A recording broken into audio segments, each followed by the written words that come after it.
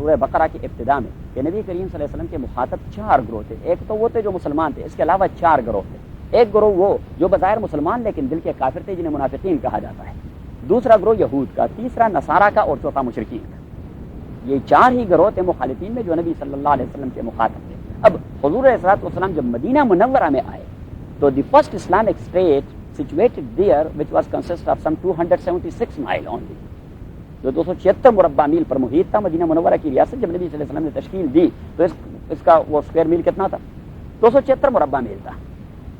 In a short time, in short life of رسول اللہ صلی اللہ علیہ وسلم of only 10 years, رسول اللہ علیہ الصلوۃ والسلام نے اسے 1 ملین مائل تک پھیلا دیا. 1 ملین مائل تک. حضرت ابوبکر رضی اللہ تعالیٰ کے زمانے میں یہ 14 لاکھ مائل تک پہنچ گیا, جبکہ حضرت عمر رضی اللہ تعالیٰ کا زمانہ جب آیا تو یہ 22,54,000 مربع میل تک پہنچ گیا تھا. 22,54,000. اور حضرت معاویہ کا دور جب آیا تو یہ اسلامی ریاست 64 لاکھ مربع میل تک پہنچ چکی. 64 لاکھ مربع mile, I think that will be some 50% of the all India. ہاں اچھا, یہ جو 276 مربع میل ریاست نبی صلی اللہ علیہ وسلم نے تشکیل دی, تو اس ریاست میں یا اس کیپٹل میں یا اس مرکز میں پہلے سے اوس و خزرج کے مدنی قبائل کے علاوہ یہود کے 3 قبیلے آباد تھے. تو اسی تاریخ کو بیان کرنے کے لیے, کیونکہ یہ قرآن کریم کی اگلے کتنے سارے رکوع یہ اسی ہسٹری پر ڈیپینڈ کرتے رہیں گے. اگر آپ کے ذہن میں یہ ہسٹری تازہ رہے گی تو اللہ کریم تو صرف اشارہ دے دیتا ہے, کیونکہ میں نے کہا یہ کسی کی کتاب نہیں ہے, وہ صرف ریمائنڈ کروا رہا ہے کہ ایسا ہوا, آپ نے ایسا کیا, ایسا ہوا, آپ نے ایسا کیا, ایسا ہوا, آپ نے ایسا کیا. یہ پھر آپ نے کہیں سے ڈیڈکٹ کرنا ہے کہ اچھا انجیل کا بیان اس حوالے میں کیا کہ انہوں نے کیا کہ انجیل متی کیا کہتا ہے, انجیل لوقا کیا کہتا ہے, انجیل یوحنا کیا کہتا ہے, کہ انجیل 5 ہے, اناجیل 5 کہلائے جاتے ہیں. اناجیل 5 جو حضرت عیسیٰ علیہ الصلوۃ والسلام کے پاس بھجوائے گئے, جس کی اصل حیثیت آج دنیا میں کہیں بھی نہیں, اصل حیثیت میں کہیں بھی نہیں. کیونکہ اگر آپ یہاں ان کے چرچز میں جائے تو باپٹسٹ کے چرچ میں کوئی دوسرا انجیل ہوگا, اور کیتھولک کے چرچ میں کوئی دوسرے قسم کا ہوگا, اور پروٹیسٹنٹ والا کوئی تیسرا ہوگا, اور آرتھوڈکس والا. اور بلکہ یہ تو ہے کہ کیتھولک میں جتنے سارے فرقے ہیں ان کے اناجیل بھی علیحدہ علیحدہ ہوں گے, جبکہ ہمارا یہی قرآن کریم دنیا کے ایک سرے سے لے کر دوسری سرے تک بس ایک ہی ہوگا, الف با تا سا کا فرق بھی نہیں ہوگا. تو اچھا, اب اناجیل 5 اسی میں کیا تذکرہ ہے, تو یہ چیزیں آپ وہاں سے تاریخی ڈیڈکٹ کر سکتے ہیں.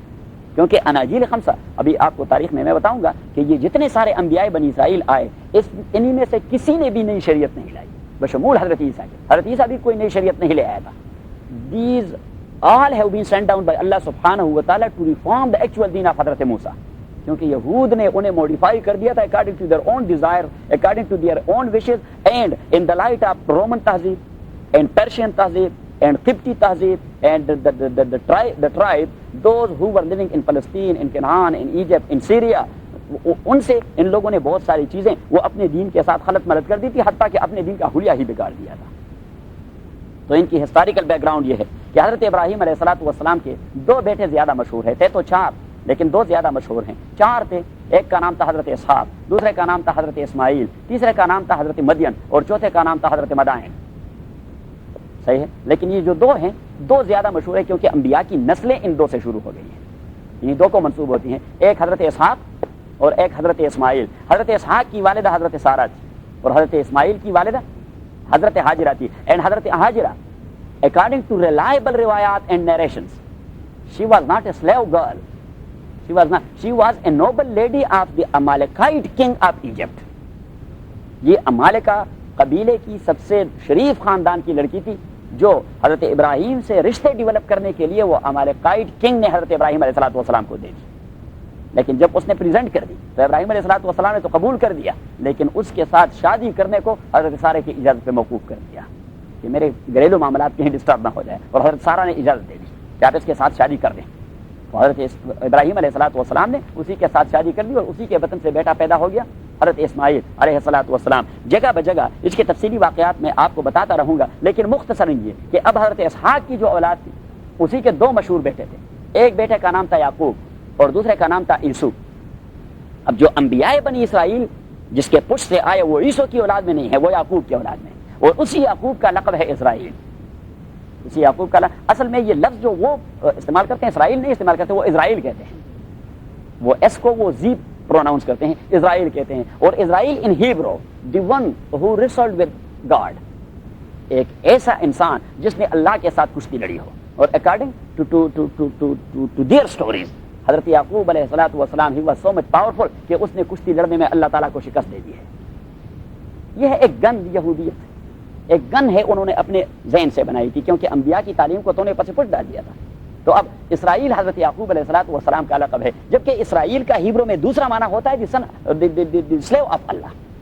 لیکن یہ عذر یہ ایک کامن لفظ ہے ہیبرو میں کہ کبھی ریسلنگ کے لیے بھی استعمال ہوتا ہے، کبھی سلیو آف سرونٹ کے لیے بھی استعمال ہوتا ہے، کبھی ایک ہی لفظ 2 معنوں یا 10 معنوں یا 20 معنوں کے لیے استعمال ہوتا ہے، تو انہوں نے وہ دوسرا معنی لے لیا، جبکہ actually he was the slave and servant of Allah سبحانہ و تعالی. تو یہ اسرائیل حضرت یعقوب علیہ الصلوۃ والسلام اسی کا لقب ہے.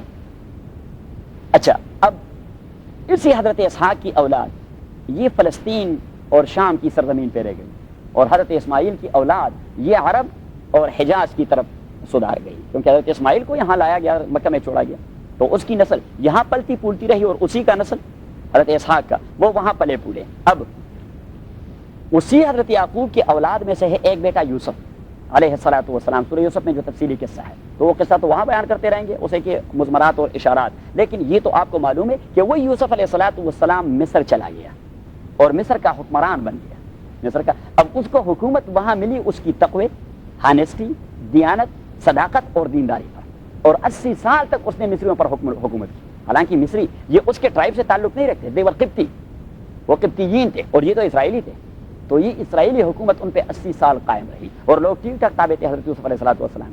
لیکن یوسف علیہ السلام کی وفات کے بعد بنی اسرائیل کے وہ لوگ جو وہاں بادشاہی خاندان کہلایا جاتے تھے وہ دنیا داری میں لگ گئے. اب اگر کوئی آپ کو معاشرہ اور کمیونٹی کی سربراہی دینداری کی وجہ سے دے دے، آپ کی اولاد میں بھی وہ سربراہی منتقل ہوتی رہے، لیکن آپ کی اولاد جب دنیا داری میں لگ جائے گی تو لوگ آپ سے بغاوت کر جائیں گے کہ بھائی وہ کالونیل سسٹم کو ہم برداشت نہیں کر سکتے. پھر وہاں سے وہ بغاوت شروع ہو جاتی ہے کہ colonialism that is a hated thing. یہ کب ہوتا ہے؟ جب ظلم شروع ہو جاتا ہے، جب مسلط قوتوں کی طرف سے ظلم شروع ہو جاتا ہے تو وہاں پہ یہ پلی لے جاتی ہے کہ ہم قانونی کو نہیں برداشت کر سکتے، قانونی سسٹم کو.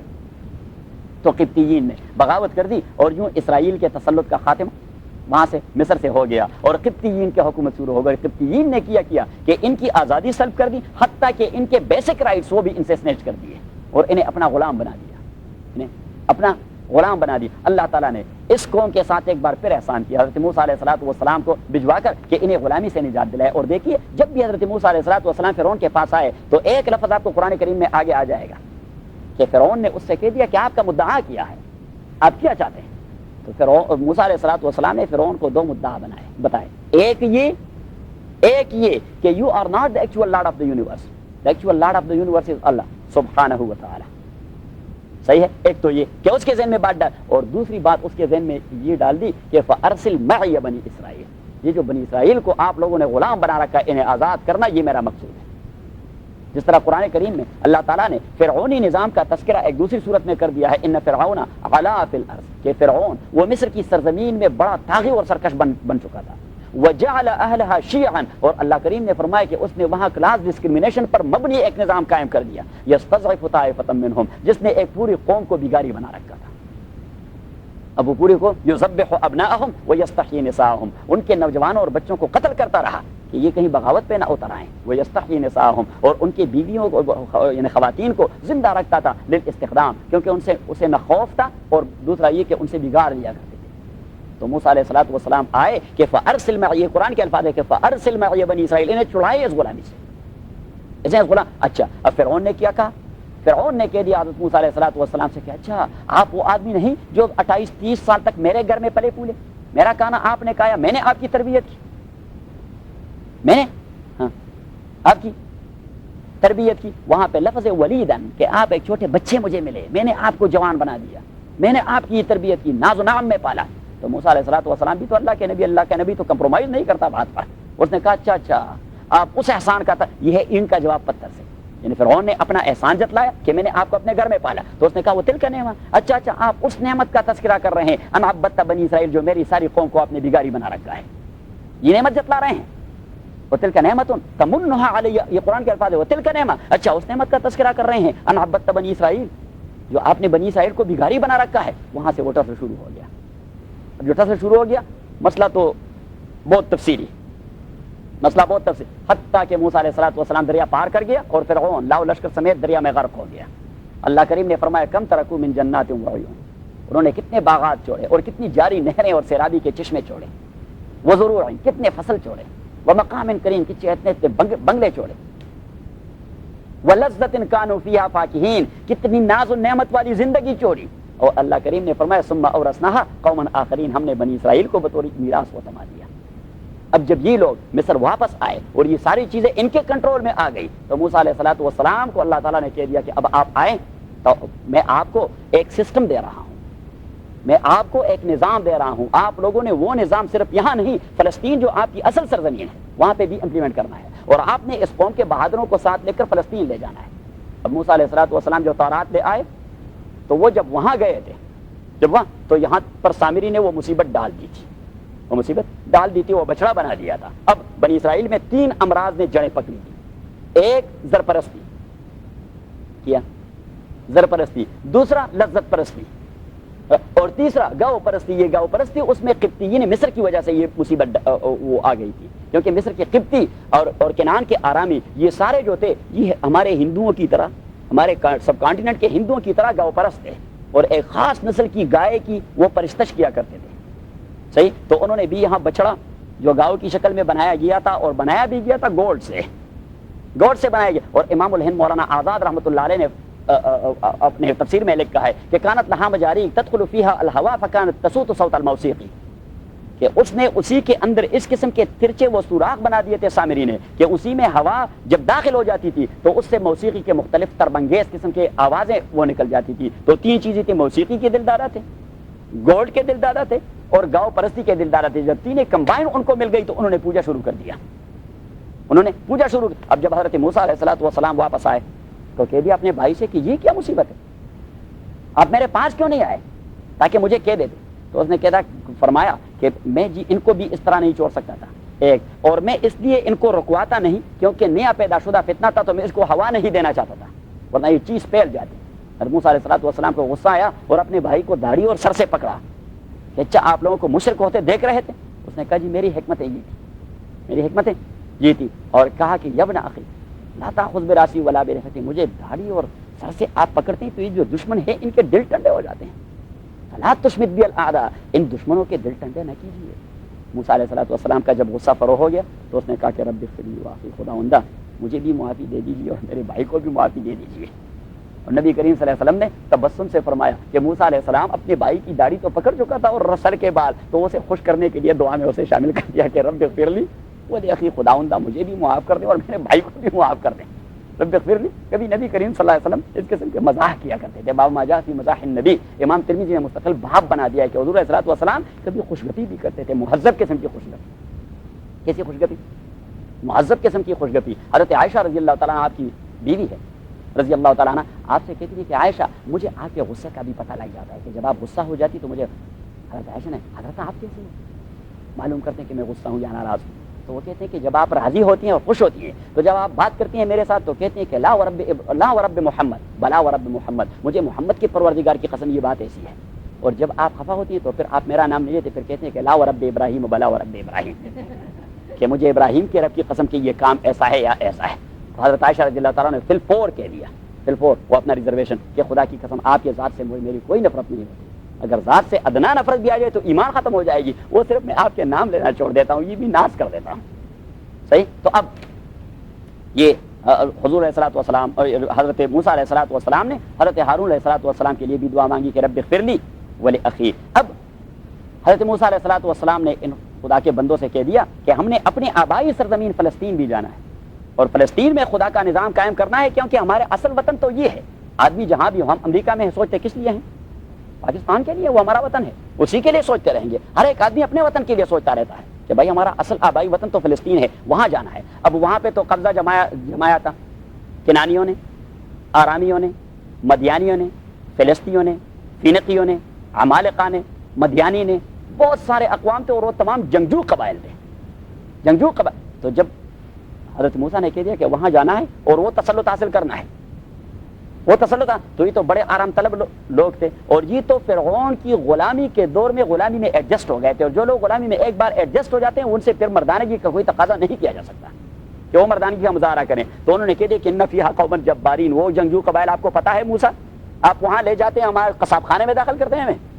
ان فیہا قوما جبارین والا ندخلها ابدا ما داموا فیہا، جب تک انہی کا ایک بندہ وہاں ہوگا ہم نے جانے کا نام نہیں لینا.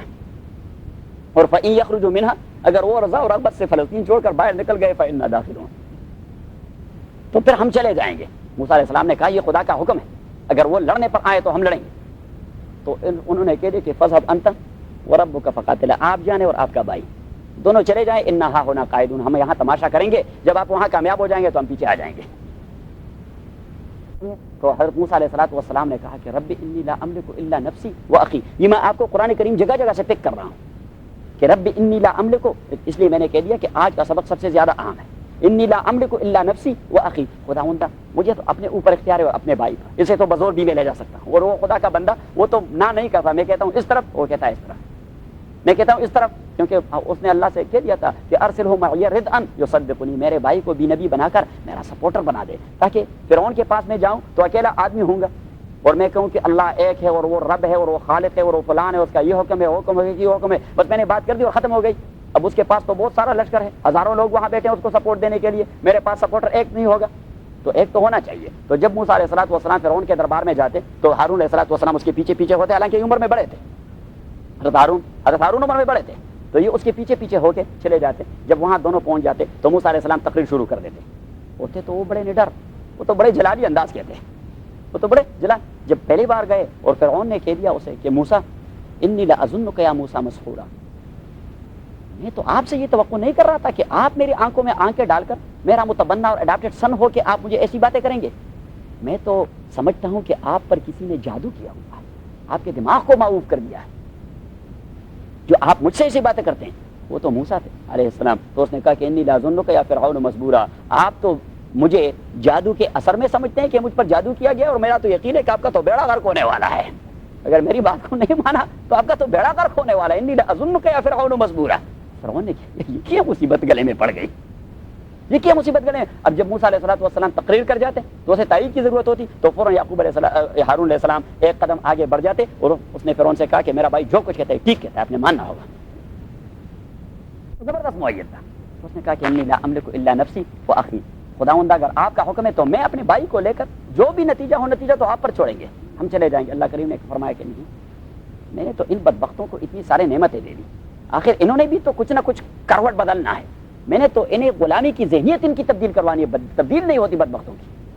تو اللہ کریم نے فرمایا کہ فإنها محرمۃ علیہم 40 سنہ، انہوں نے فلسطین میں 40 سال تک قدم نہیں رکھنا، میں نے فیصلہ کر دیا 40 سال تک یہ فلسطین میں داخل نہیں ہو سکیں، اور 40 سال وہ سارائے سینہ میں رہے، کہ انہیں نکالیں سارائے سینہ میں رکھیں۔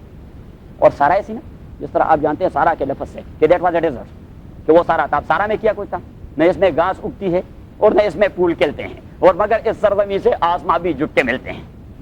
وہ در خیبر کے متعلق حفیظ جالندری نے کہہ دیا تھا کہ نہ اس میں گھاس کھلتے ہیں اور نہ اس میں گھاس اگتی ہے اور نہ اس میں پھول کھلتے ہیں، مگر اس سرزمین سے آسماں بھی جھک کے ملتے ہیں۔ اور پیچھے اس نے کہا کہ فلک نے اس زمین پر بارہا محمود کو دیکھا، کہ غزنوی جب بھی آتے رہے تو خیبر کے راستے، اور بہادر غوریوں کے طالع مسعود کو دیکھا، کہ شہاب الدین غوری بھی اسی راستے سے آیا، احمد شاہ ابدالی بھی اسی راستے سے آیا، خلجی بھی اسی راستے سے آیا، لودھی بھی اسی راستے سے آیا، سوری بھی اسی راستے سے آیا۔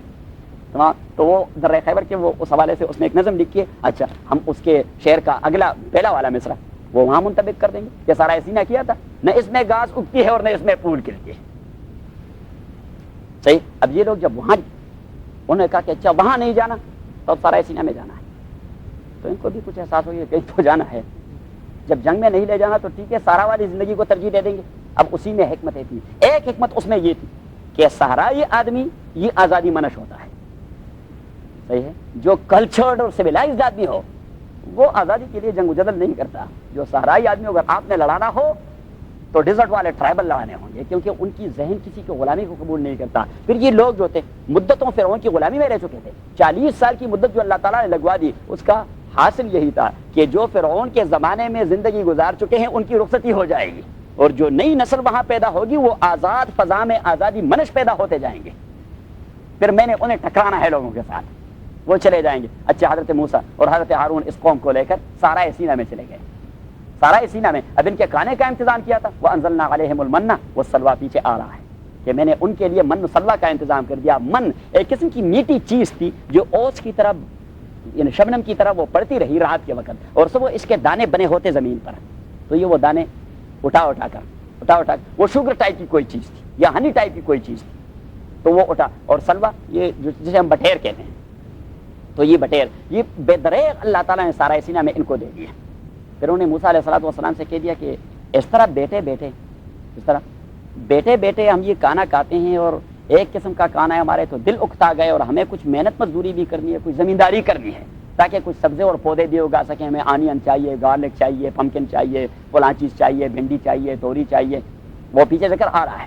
تو اللہ کریم نے فرمایا اتستبدلون الذی هو ادنی بالذی هو خیر. یہ دنیاوی کھیتی باڑی میں لگنا، اسی مقصد اہم کو پیچھے ہٹانا جس کے لیے میں آپ کو صحرا میں لا چکا ہوں. سارا زندگی میں تو اس لیے لا چکا ہوں تاکہ آپ کی نسل آزاد منش ہو جائے، جبکہ آپ پھر کھیتی باڑی میں لگ کر اس مقصد کو پیچھے دھکیل دیتے ہیں. تو اللہ کریم نے فرمایا اہبطوا مصرا، چلو اس شہر کی طرف چلے جاؤ. اب وہ شہر کون سا تھا؟ اس میں دو روایات.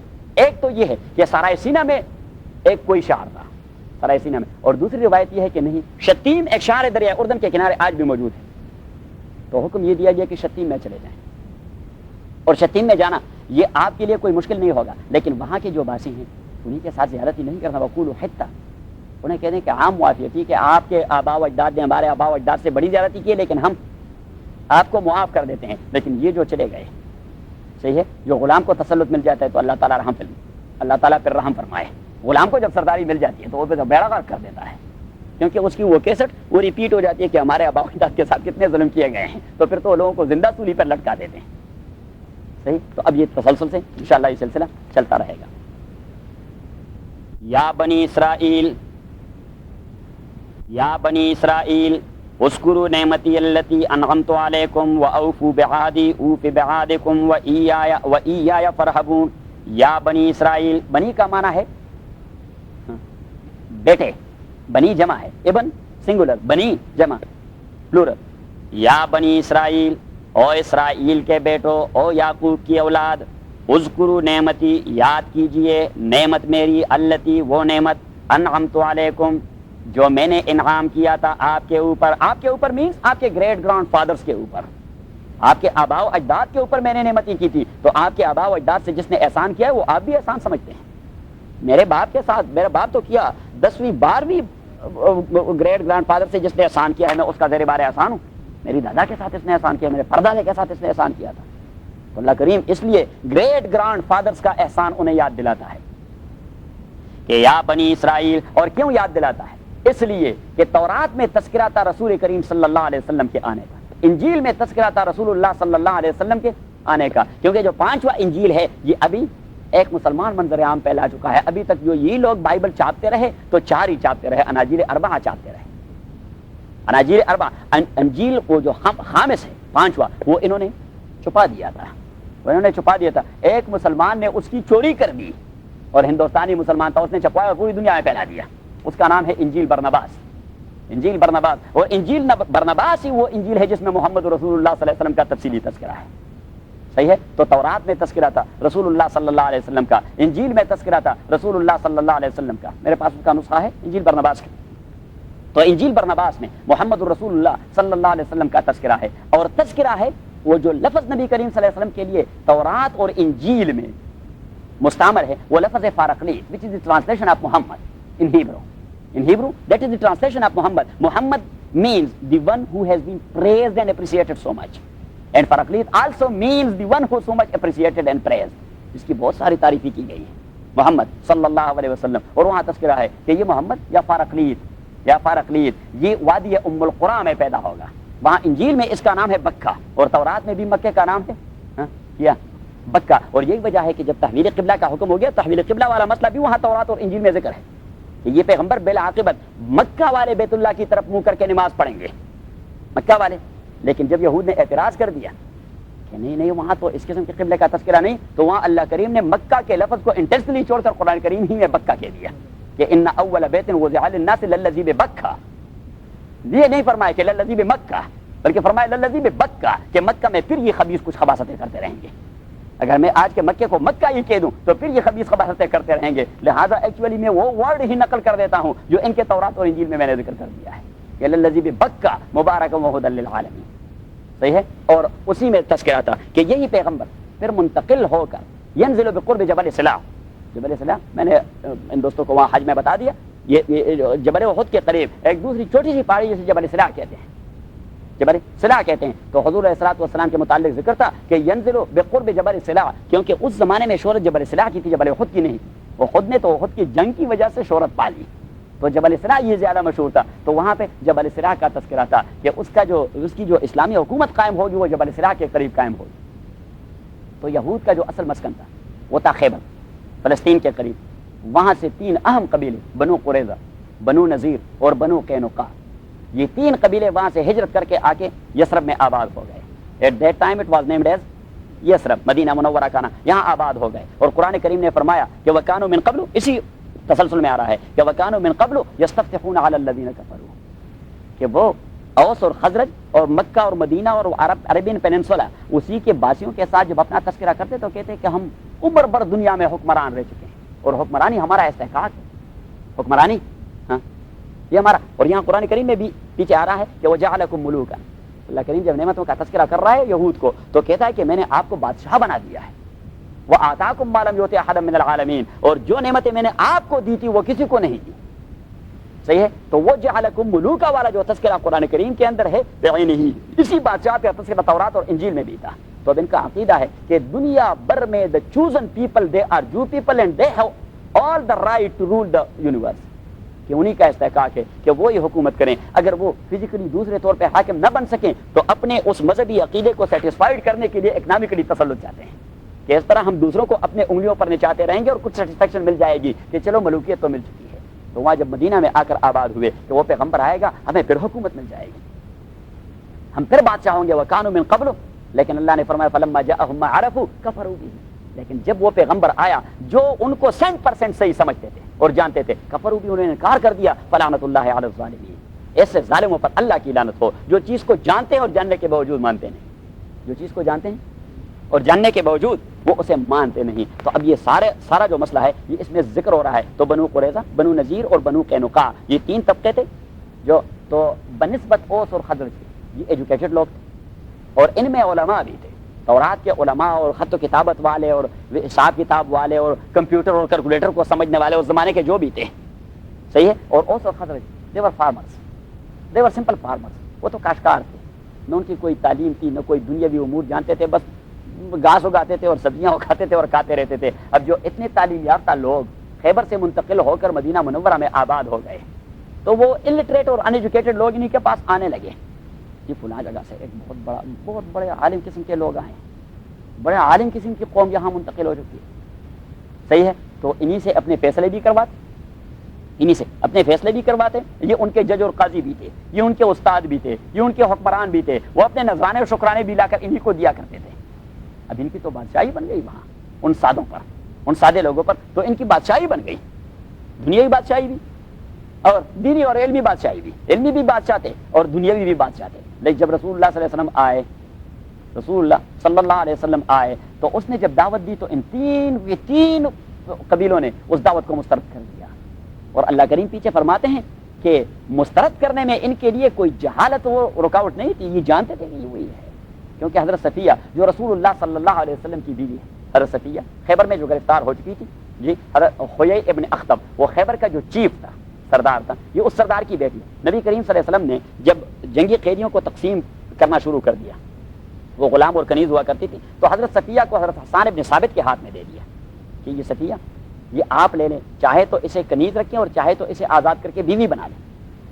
حسان ابن ثابت رضی اللہ تعالیٰ عنہ نے تو قبول کر لیا، لیکن بعد میں اس نے سوچا کہ بہت بڑے سردار چیف آپ خیبر اسی کی بیٹی ہے، میں غریب صحابی ہوں، میں اسے کیسے پالوں گا. تو حضرت حسان رضی اللہ تعالیٰ نے 2-3 صحابہ کے ڈیلیگیشن بنا کر نبی کریم صلی اللہ علیہ وسلم سے ریکویسٹ کر دیا کہ اللہ کے نبی سردار کی بیٹی ہے اور اخلاق کی بھی بڑی اچھی معلوم ہوتی ہے، شکل و صورت کی بھی بڑی خوبصورت ہے اور تمام صفات اس میں ایک اچھی عورت کی ہیں، تو ہماری تو رائے یہ ہے کہ اگر آپ اسے اپنے حرم میں لے لیں.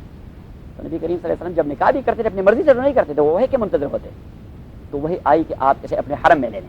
تو نبی کریم صلی اللہ علیہ وسلم حضرت انس فرماتے ہیں کہ پھر ہم نے جب حضرت صفیہ حضور علیہ الصلوۃ والسلام کے پاس لائی گئی اور صبح سویرے ہم نے وہاں سے کوچ کرنا تھا، زیادہ سفر وہ باندھنا تھا اور چلنا تھا. ہم نے کہا کہ پتہ نہیں نبی کریم صلی اللہ علیہ وسلم صفیہ کو بحیثیت کنیز رکھے گی یا بحیثیت بیوی رکھے گی.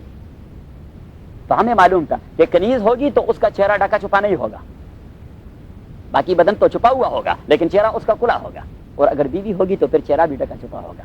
تو صبح جب نبی کریم صلی اللہ علیہ وسلم کے خیمے سے اسی کے اونٹ پر بھی وہ کجاوا کہتے ہیں, کیا کہتے ہیں, ہودج, عربی میں ہودج کہتے ہیں, ہم تو پشتوں میں کجاوا کہتے ہیں جس میں لوگ سوار ہو جاتے ہیں اونٹ پر, وہ کیا کہتے ہیں, وہ ڈولیاں کجاوا بھی کہتے ہیں. تو وہ کجاوے میں حضرت صفیہ رضی اللہ تعالیٰ عنہ جب سوار ہوئی تو نبی کریم صلی اللہ علیہ وسلم نے اس پر مکمل چادر ڈال دیا. تو ہم نے کہہ دیا کہ حضور نے آزاد بھی کر دیا اور نکاح بھی کر دی ہے. حضرت صفیہ رضی اللہ تعالیٰ عنہ, اور حضرت صفیہ رضی اللہ تعالیٰ عنہ فرماتی کہ اس سے پہلے جب میں ابھی خیبر میں حضور کے ہاں نہیں آئی تو میرے باپ اور میرے چچا دونوں اس پیغمبر سے ملنے مدینہ آئے.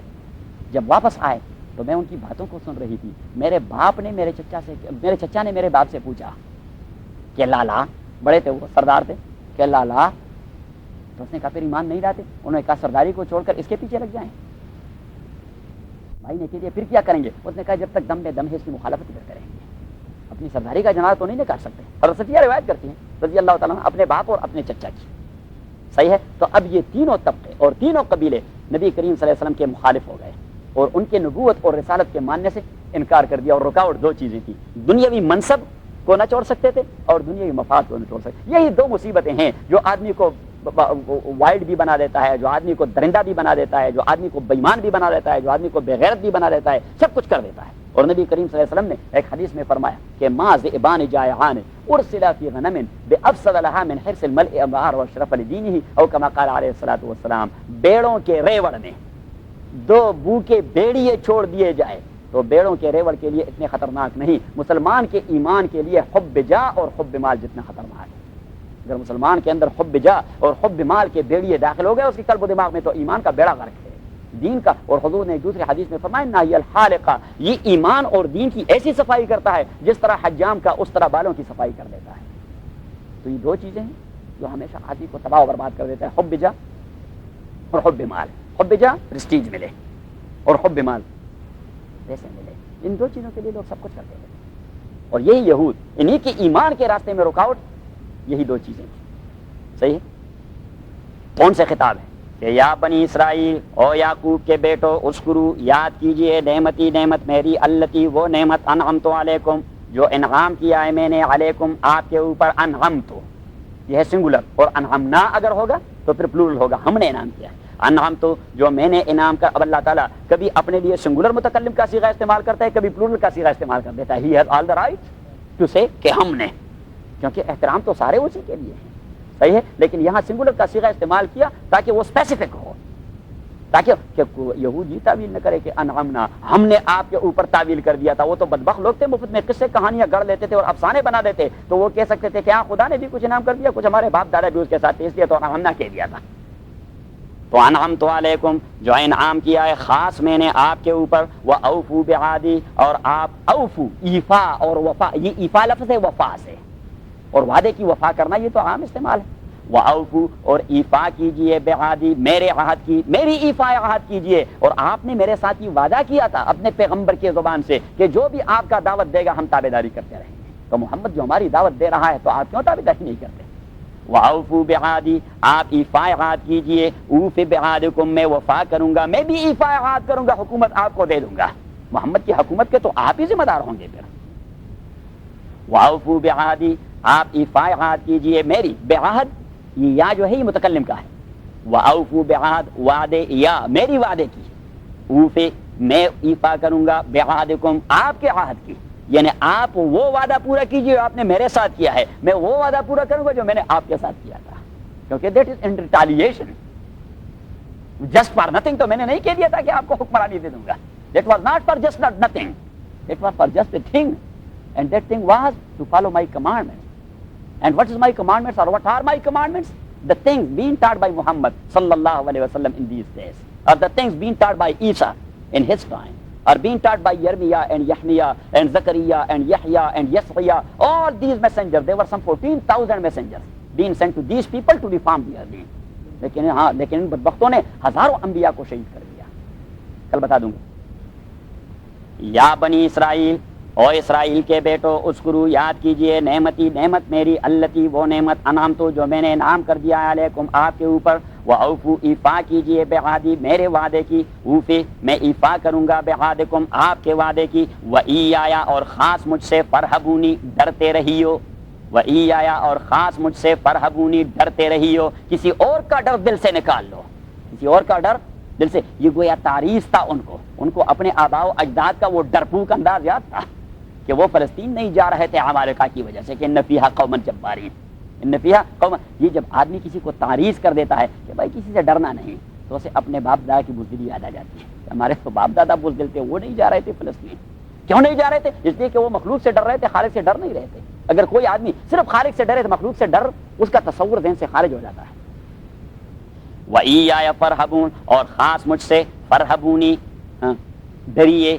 وَإِيَّايَ فَارْهَبُونِ وَآمِنُوا اور ایمان لائیے بما اس قرآن پر انزل تو جو میں نے نازل فرمایا ہے مصدقا لما معکم رکاوٹ کیا ہے اس قرآن پر ایمان لانے میں رکاوٹ کیا ہے آپ لوگوں کے لیے مصدقا یہ قرآن ایسا ہے جو تصدیق کرتا ہے لما اس تورات اور انجیل کے مضامین کی معکم جو پہلے سے آپ کے پاس موجود ہے اس میں کوئی ایسی بات تو نہیں جو نت نہیں حضرت محمد لے آئے ہیں آپ کے تورات میں توحید کا مسئلہ تھا یہ قرآن بھی توحید ہی کا درس دے رہا ہے یہ تو کوئی ڈول خدائی کا تذکرہ نہیں کر رہا اسی میں رسالت کا تذکرہ تھا یہ بھی تو اسی رسالت کا تذکرہ کر رہا ہے اسی میں بعض بعد الموت کا تذکیر و تبشیر کا اور انذار کا اور قیامت کا اور قبر کا اور فلان کا اور اخلاق کا اور اعمال کا اور نظام کا اور سسٹم کا اور ہیومنیٹرین نامز کا اسی کا تذکرہ تھا اسی میں بھی وہی کچھ ہے تو آپ کے لیے رکاوٹ کیا ہے اس چیز کے قبول کرنے میں جو چیز آپ کے روایات سے مطابقت رکھتی ہے اس کے قبول کرنے میں کسی کو کوئی وہ رکاوٹ نہیں ہوتی یہ ہمارے پٹھانوں کے متعلق مشہور ہے کہ یہ ایک دم سارے کے سارے کیوں مسلمان ہو گئے کیونکہ جب ان کے پاس محمد صلی اللہ علیہ وسلم کا پیغام پہنچا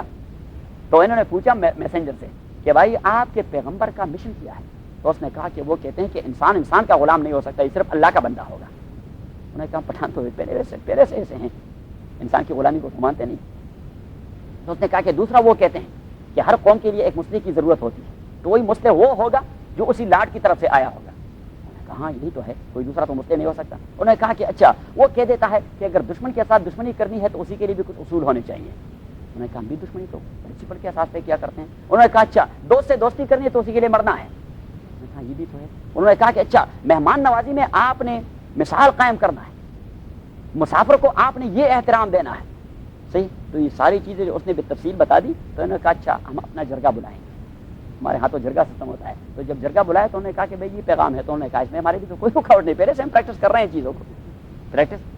چیزوں کو تو جو چیز آپ کی روایات سے مطابقت رکھتی ہو تو اس میں اگر آپ قبول نہ کریں تو صرف ضدی ہو سکتا ہے بزدلی ہو سکتی ہے مفادات رکاوٹ ہو سکتے ہیں اس کے علاوہ تو کوئی تیسری چیز نہیں ہو سکتی یا مفادات ہو سکتے ہیں یا ضد ہو سکتا ہے یا بزدلی ہو سکتی ہے تین ہی چیزیں ہوتی ہیں آپ یہ نکات اپنے پاس رکھیے کیونکہ یہ چیزیں پھر آپ کو کتابوں میں نہیں ملیں گی یہ تو عمر بھر کے مطالعے کا نچوڑ ہے وآمنوا ایمان لائیے بما اس قرآن پر انزل تو جو میں نے نازل فرمایا ہے مصدقا اس کی صفت یہ ہے کہ وہ تصدیق کر رہا ہے لما تورات کے مضامین کا معکم جو آپ کے پاس پہلے سے موجود ہے ولا تکونوا اور نہ ہو جائیے اول کافر بہ اول کفر کرنے والے اس قرآن پر آپ کفر کی ابتدا نہ کیجیے اہل کتاب میں سے آپ ہی لوگ ہیں آپ کے لوگ اتباع کرتے جائیں گے کیونکہ you are the people of scripture And Muhammad addressed you for the first time to be mo'min. So آپ کفر کا اظہار نہ کریں بعد میں لوگ آپ کی اتباع کریں گے تو انہی کے کفر کا وبال بھی آپ کے سر پہ آ پڑے گا اور پھر لوگ آپ کو لٹریٹ اور ایجوکیٹڈ لوگ کہا کرتے ہیں کہ یہ علماء ہیں یہ کیا ہیں یہ علماء ہیں جاننے والے ہیں اور عالم کی فساد کو اللہ تعالیٰ رحم فرمائے نبی کریم صلی اللہ علیہ وسلم سے پوچھا گیا کہ ای الاصحاب خیر دوستوں میں اچھا دوست کون ہے کس کو آدمی کمپینین اور کولیگ بنائے تو حضور علیہ السلام نے فرمایا الذی اذا ذکرت اللہ اعانک و اذا نسیتہ ذکرک وہ دوست اچھا ہے جب آپ دین کا کام کریں اللہ والا کام کرے وہ آپ کو سپورٹ دیتا رہے اور اگر آپ میں سستی آئے تو آپ کو ریمائنڈ کرتا رہے تو پھر اس صحابی نے پوچھا وای الناس خیر انسانوں میں اچھا انسان کون ہے تو حضور علیہ السلام نے فرمایا الذین اذا رؤوا ذکر اللہ وہ انسان اللہ کی نظر میں اچھا ہے جس کے چہروں کو دیکھ کر آپ کو خدا یاد آ جائے کتنے پتے کی بات کرتا ہے حضور صلی اللہ علیہ وسلم تو تیسرا سوال کر دیا کہ وہ ای الناس شر انسانوں میں سب سے ناکارہ آدمی کون ہے شریر آدمی کون تو حضور علیہ الصلوۃ والسلام نے فرمایا العلماء اذا فسقوا عالم جب گمراہ ہو جائے اس سے اللہ کی انسانیت میں بڑھ کر فساد نہیں کیونکہ لوگ تو اس کی اتباع کر جاتے ہیں کہ یہ عالم ہے جو کچھ کر رہا ہے ٹھیک کر رہا ہے اس لیے نبی کریم صلی اللہ علیہ وسلم نے فرمایا العلماء امناء الرسل فی ارض اللہ یہ علماء جو ہوتے ہیں، علماء دین کے علماء جو ہوتے ہیں یہ رسول اللہ کے امین ہیں، ان کے امانت دار ہیں، اس کی پراپرٹی انہیں کے ساتھ بطور ٹرسٹ پڑی ہوئی ہے. تو اگر یہ خائن بن جائیں تو خداوندہ یہ تیرے سادہ دل بندے کدھر جائیں کہ درویشی بھی عیاری اور سلطانی بھی عیاری. دنیا داروں کے پاس تو کوئی ہدایت نہیں ملتی، دیندار بھی اگر بے دین ہو گئے تو خداوندہ، علامہ نے کیا اچھی بات کہی تھی کہ خداوندہ یہ تیرے سادہ دل بندے کدھر جائے کہ درویشی بھی عیاری اور سلطانی بھی عیاری.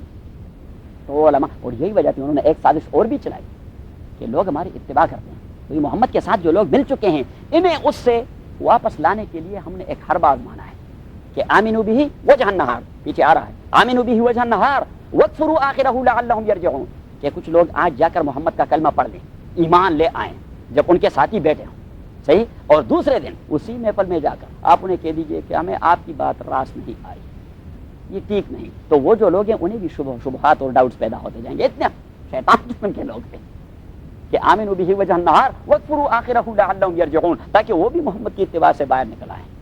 تو ولا تکونوا، اور نہ ہو جائیے اول کافر بہ، اول کفر کرنے والے اس قرآن پر، ولا تشتروا بآیاتی ثمنا قلیلا. اب آپ کے تورات میں تو محمد کا تذکرہ ہے صلی اللہ علیہ وسلم، آپ اسے چھپاتے رہتے ہیں، کیوں؟ اس لیے کہ دنیاوی مفادات آڑے آ رہے ہیں.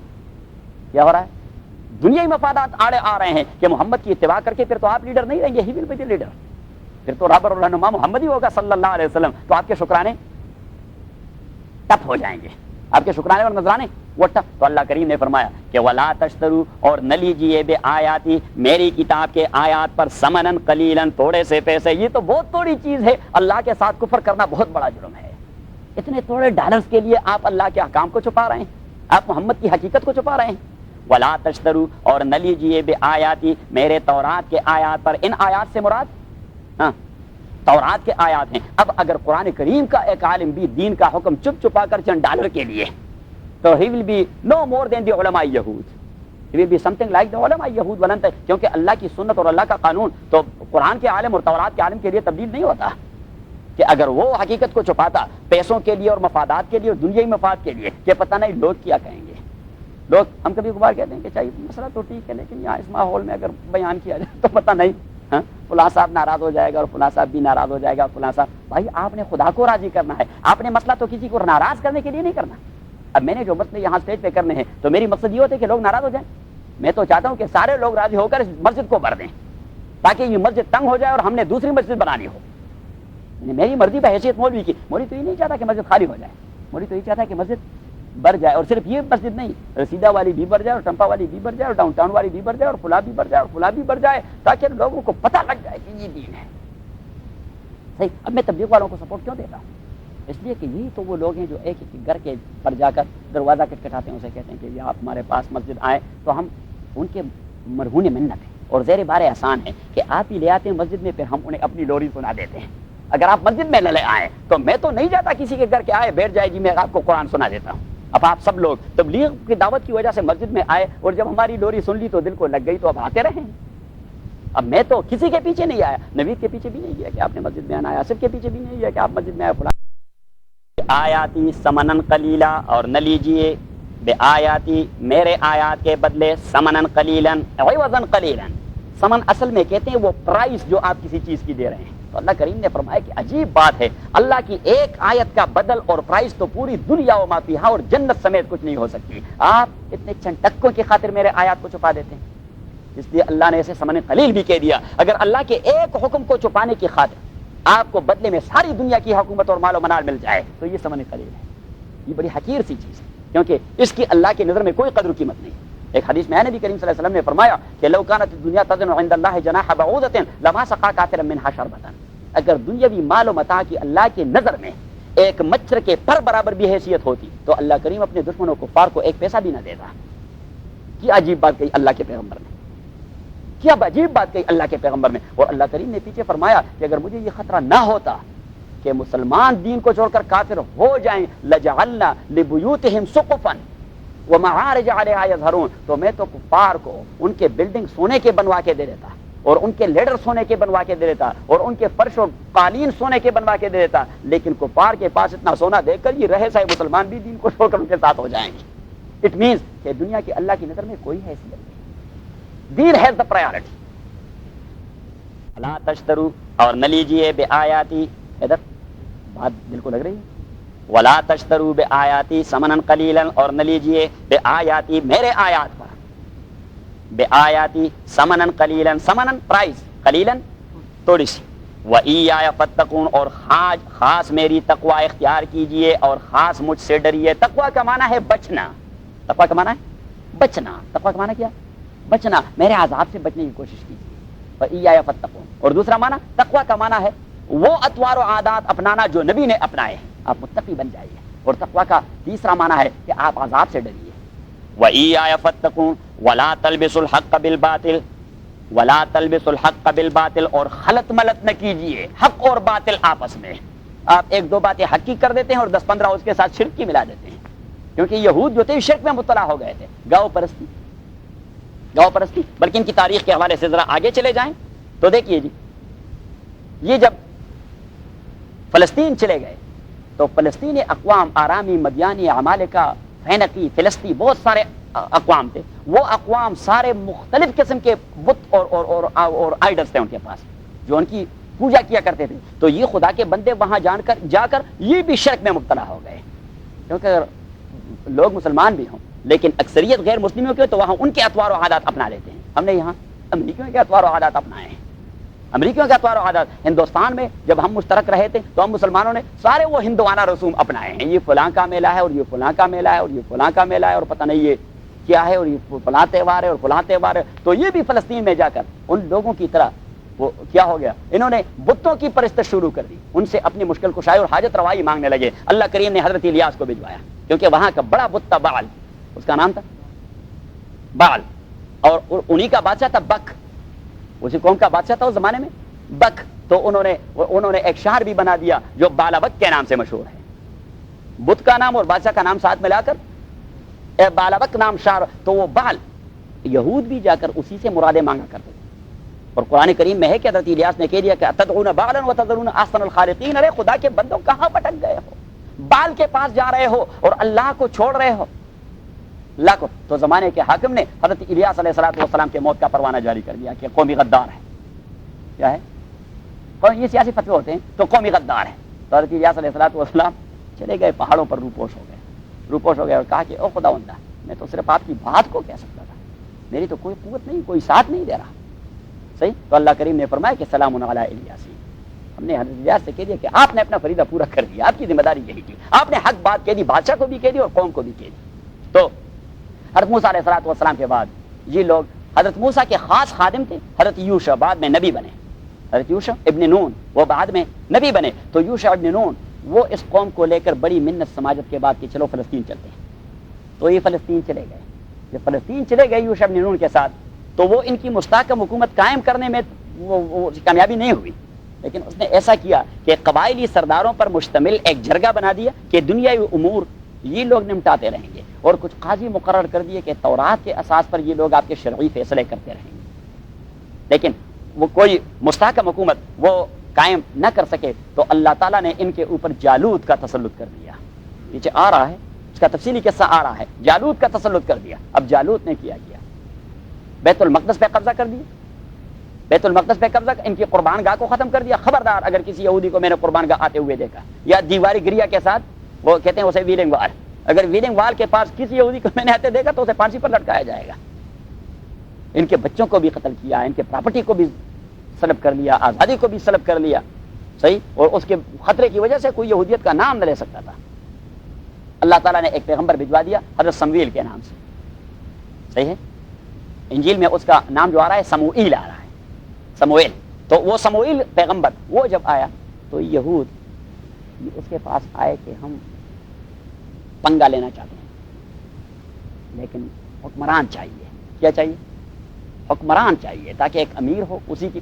اب حضرت سمویل علیہ السلام کو ان کا مزاج معلوم تھا کہ بدبخت دنیا داری میں ایسے پکے لگ گئے ہیں کہ اگر خدا کسی نبی کو بھی ان کا حاکم مقرر کرتے تو انہوں نے نہیں ماننا، انہوں نے نہیں یعنی جب دنیا داری میں لوگ لگ جاتے ہیں، پریسٹیج کا مسئلہ ہو جاتا ہے، تو کسی نے امام کو مسجد کا صدر نہیں مقرر کرنا، وہاں مزاج ہی بن جاتا ہے۔ اگر آپ چندہ کہہ دیں کہ بھائی مسجد تب مسجد بن جائے گی جب آپ کنٹرول امام کو دیں گے، اگر کنٹرول امام کے پاس نہیں ہوگا تو it will never be considered as a مسجد۔ جلد یا بدیر، خدا نہ کرے خدا نہ کرے خدا نہ کرے، میں اپنی مسجد کی بات نہیں کر رہا، تمام مساجد کی بات کر رہا ہوں کہ جو بھی عام آدمیوں کے ہاتھ میں ہے وہاں دینداری نہیں آتی، کیونکہ یعنی عام آدمی اسی کے پاس نہ تو وقت ہوتا ہے، نہ تو وقت ہوتا ہے کہ وہ مسجد کو دے سکے، اور نہ اسی کے پاس وہ ذہن ہوتا ہے جس کے اساس پر لوگوں کی دینی اصلاح ہو سکتی ہے۔ تو سمبیر علیہ الصلوۃ والسلام کو پتہ تھا کہ انہی لوگوں کا ذہن وہ دنیا داری کا ہے، تو اللہ کریم سے کہہ دیا کہ خداوندہ ان کے لیے امیر کی ضرورت ہے۔ قرآن کریم میں پیچھے آ رہا ہے کہ ان اللہ قد بعث لکم طالوت ملکا، کہ آپ میں سے ایک نیک آدمی ہے طالوت، وہ آپ کا بادشاہ ہوگا، سمیر تو نہیں ہوگا لیکن طالوت بادشاہ ہوگا۔ اچھا، وہ طالوت کی بادشاہی کا جب تذکرہ ہوا تو انہوں نے کہا کہ ان یکون له الملک علینا ولم یؤت سعۃ من المال، انہوں نے فوراً اپنی ریزرویشن کیا، اعتراض کے لیے بے دین لوگ بڑے تکڑے ہوتے ہیں، انہوں نے فوراً اعتراض داخل کر دیا اور کیا کہا کہ اچھا یہ طالوت وہ چرواہا جو بھیڑ بکریاں چراتا ہے وہ ہمارا حکمران ہوگا، حالانکہ اس کی تو نہ سرداری ہے، نہ اس کے پاس پراپرٹی ہے، نہ وہ سرمایہ دار ہے، نہ کارخانہ دار ہے، عجیب صدر ہوگا ہمارا، عجیب رئیس ہوگا۔ تو سندیل نے کہا کہ ان اللہ اصطفاہ علیکم وزادہ بسطۃ فی العلم والجسم، یہ اللہ کا ڈسکریشنری پاورفل فیصلہ ہے، اسی میں آپ کوئی ٹانگ نہیں اڑا سکتے، اور اللہ کریم جب تقرر کرتا ہے تو وہ علم و تدبیر کے حوالے سے کرتا ہے کہ آدمی میں سمجھ بوجھ کتنا ہے اور وہ دین کو سمجھتا کتنا ہے۔ تو انہوں نے چاروں لاچار اس کی حکومت کو تسلیم کر دیا، لیکن پھر بھی حضرت سمویل سے مطالبہ کیا کہ ہم اس طرح نہیں مانیں گے، کوئی ویزیبل سائن اس کی حکومت کی اللہ کی طرف سے ہونی چاہیے۔ تو اللہ کریم نے فرمایا کہ اللہ تعالیٰ ایک تابوت اور صندوق بھجوائے گا جس میں سابقہ انبیاء کے تبرکات ہوں گے، سابقہ انبیاء کے کچھ، تو اس میں حضرت ہارون کی پگڑی بھی پڑی ہوئی تھی اور اسی میں حضرت موسیٰ علیہ الصلوۃ والسلام کا عصا بھی پڑا ہوا تھا اور مختلف قسم کے، تو وہ تابوت میں پڑے ہوئے تھے۔ تو وہ تابوت جب آیا اور طالوت کے پاس ہی وہ تابوت فرشتوں نے رکھ دیا، وہی انویزیبل مخلوق نے رکھ دیا، تو انہوں نے کنفرم کر دیا کہ he will be the king, he is the ruler. تو انہوں نے ان سے کہہ دیا کہ چلو چلتے ہیں مقابلہ کرنے کے لیے، تو جالوت کے مقابلے پہ آئے، لیکن پھر بھی اللہ کریم نے فرمایا کہ انہیں ٹرائل سے گزارے، ٹیسٹ سے گزارے، دریائے اردن پہ آپ نے انہیں گزارنا ہے، نہر اردن پہ آپ نے انہیں گزارنا ہے، گرمی کا موسم ہے، وہاں پہنچتے پہنچتے ان کو زبردست گرمی لگ گئی ہوگی، تو انہیں ٹیسٹ سے گزارنا ہے، یہ جا کے حیوانوں کی طرح دریا پہ اس طرح منہ لگائیں گے پانی پیتے پیتے، لیکن انہیں کہہ دیں کہ اتنا پیٹو آدمی وہ کبھی جہاد نہیں کر سکتا، تو صرف آپ ایک چلو بھر پانی پیا کریں اور پھر لڑنا شروع کر دیں۔ لیکن جب یہ لوگ چلے گئے ہزاروں کی تعداد میں تھے، ہزاروں کی تعداد میں صرف 313 ان میں سے کامیاب قرار پائے، باقیوں کو طالوت نے رخصت کر دیا، آپ پیچھے چلے جائیں، اب لوگوں نے تو اتنا پیٹ بھر دیا، اتنے پیٹو لوگ کیا قربانی دیں گے۔ اور اسی میں ایک آدمی تھا داؤد بھی ایک آدمی تھا اسی میں، اور طالوت نے اعلان کر دیا کہ جس نے جالوت کو قتل کر دیا بادشاہی میں نے اس کو دینی ہے، اور اپنی ایک بیٹی کی بیعت بھی اس سے کروانی ہے، جذبہ دلانے کے لیے کبھی کبھار حکمران یہ اعلان کر دیتا ہے۔ نبی کریم صلی اللہ علیہ وسلم بھی کبھی کبھار جہاد میں کہہ رہے تھے کہ من قتل قتیلا فلہ صلبہ، جس نے جس بڑے سردار کو بھی قتل کر دیا تو اس کا گھوڑا بھی اس کا، اسی کی تلوار بھی اس کی، اسی کا اسلحہ بھی اس کا، اس کے پاس اگر ڈالر ہیں وہ بھی اس کے۔ تو صحابہ ٹوٹ پڑتے بڑے بڑے سرداروں پر، آدمی ابو جہل کے پیچھے لگ جاتا اور ولید ابن مغیرہ کے پیچھے، چاہے اس کی چیز قیمتی ہو یا نہ ہو لیکن انٹیک مل جاتا، یہ ابو جہل کی تلوار ہے، اس بدبخت کی تلوار ہے، یہ ابن مغیرہ کی تلوار ہے، یہ ابی ابن خلف کی تلوار ہے۔ نبی کریم صلی اللہ علیہ وسلم اعلان کر جاتے من قتل قتیلا فلہ صلبہ، کہ جس نے جس آدمی کو قتل کر دیا اسی کے سارا طرح کا وہ اسی کا حق ہوگا۔ تو حضرت داؤد علیہ الصلوۃ والسلام نے جالوت کو قتل کر دیا، اس کو بادشاہی مل گئی۔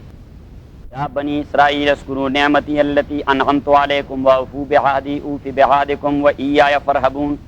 اب کل ہم نے تذکرہ کر دیا تھا کہ یہاں سے آگے کافی سارے آیات تک اللہ تعالیٰ بنی اسرائیل کو مخاطب کر رہا ہے، اور بنی اسرائیل کے آباء و اجداد کی وہ خباثتیں جو وہ اپنے انبیاء علیہم الصلوات و تسلیمات کے ساتھ کر چکے تھے، یا وہ خباثتیں جو اللہ کے احکام کا مذاق اڑایا کرتے تھے، ان تمام چیزوں کی طرف اللہ تعالیٰ اشارہ کر رہا ہے۔ اور کل جو میں نے آپ کے سامنے وہ ان کی تاریخ رکھ دی کہ حضرت موسیٰ علیہ الصلوۃ والسلام کی قیادت میں اللہ تعالیٰ نے انہیں حکم دے دیا کہ آپ لوگ چلے جائیں فلسطین میں اسلامی حکومت قائم کرنے۔ انہوں نے کہا ان فیہا قوما جبارین وانا لن ندخلها ابدا ما داموا فیہا فان یخرجوا منها فانا داخلون، کہ وہاں پہ آرامی، کنعانی، فلسطی، فینقی، یہ جتنے سارے قبائل ہیں وہ تمام جنگجو ہیں، ہمارا بس نہیں چلتا کہ ان کے ساتھ ٹکر لیں۔ حضرت موسیٰ نے کہہ دیا اللہ کا حکم، انہوں نے کہا فذهب انت وربک فقاتلا انا هاهنا قاعدون، آپ جانے اور آپ کا بھائی جانے۔ حضرت موسیٰ نے بھی کہہ دیا ربی انی لا املک الا نفسی واخی، خداوندہ میرا تو یہی بس چلتا ہے، میں جاؤں گا اور میرا بھائی چلا جائے گا۔ اللہ کریم نے فرمایا نہیں آپ نے نہیں جانا، جب انہوں نے نہیں جانا تو آپ دونوں نے بھی نہیں جانا، ان کو لے کر سارائے سینا لے چلیں۔ تو سارائے سینا میں یہ 40 سال وہاں رہے، 40 سال سارائے سینا میں اللہ تعالیٰ نے ان کو رکھا۔ اور اس میں فلسفہ یہ کار فرماتا کہ جو فرعون کی غلامی کے دور میں ان کی ذہنیت غلامی کو قبول کر چکی تھی اور آزادی جیسے نعمت سے وہ واقف نہیں تھے. حالانکہ انسان کے لیے سب سے بڑی آزادی نعمت کیا ہوتی ہے؟ کیا ہوتی ہے؟ ایک کامن لیمن بھی آزادی کے نعمت، بلکہ ہر لیونگ چیز جتنی ساری بھی ہوتی ہے، چاہے وہ انسیکٹ ہی کیوں نہ ہو، وہ بھی آزادی چاہتا ہے، پابندی کو برداشت نہیں کرتا. اگر آپ ایک کیٹ کو بھی باندھ کے رکھ دیں تو وہ بھی اپنے پنجوں سے اپنے دانتوں سے کوشش کرتی رہے گی کہ وہ رسے کو توڑ ڈالے اور آزادی حاصل کر دے. صحیح. اور حضرت عمر رضی اللہ تعالیٰ عنہ کا ایک قول کہ الناس ولدتهم امہاتهم احرارا فعمتا ما استعبدتهم، اپنے گورنر حضرت عمرو بن العاص سے کہہ دیا کہ لوگوں کو تو ان کی ماں نے آزاد جنم دیا ہے، آپ لوگوں نے کب سے ان کو غلام بنائے رکھا.